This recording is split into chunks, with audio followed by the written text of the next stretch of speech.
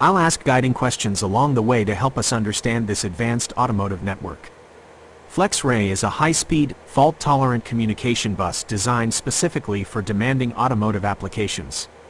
BMW was an early adopter, implementing it widely to manage the huge amounts of data required for complex, real-time control systems like the Integrated Chassis Management (ICM) and advanced safety features.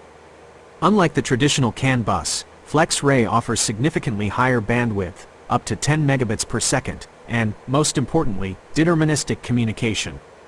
This means data is guaranteed to arrive within a specific, predictable time frame, which is absolutely crucial for systems requiring split-second synchronization and reliability. To begin our deep dive, we have a few paths we can take: architecture and protocol. We can dive into the technical details, like the communication cycle, frame structure, and how Flex Ray achieves its time determinism and fault tolerance. Flex Ray versus CAN.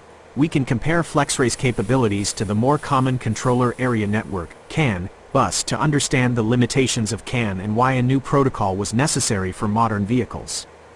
Real-world BMW applications. We can look at the specific BMW systems that use Flex Ray and why they need its speed and reliability, such as active steering and suspension components. Which of these areas seems most interesting to start with?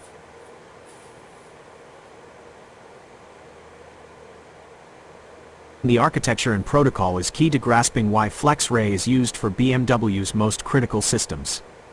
At its core, Flex Ray achieves its speed and predictability through a concept called the communication cycle. This cycle repeats continuously and is divided into two main parts for data transfer: static segment, TDMA. This segment is the foundation of Flex Ray's deterministic nature. It uses time division multiple access, TDMA, meaning the total time is divided into fixed, guaranteed time slots.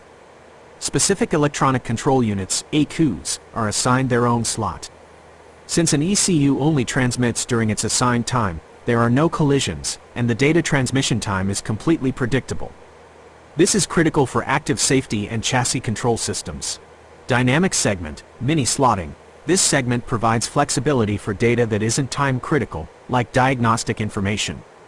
To start our deep dive into the protocol, how does this concept of a dedicated, pre-assigned static segment contrast with the way data is typically transmitted on a traditional CAN bus, where multiple ECUs can try to talk at the same time?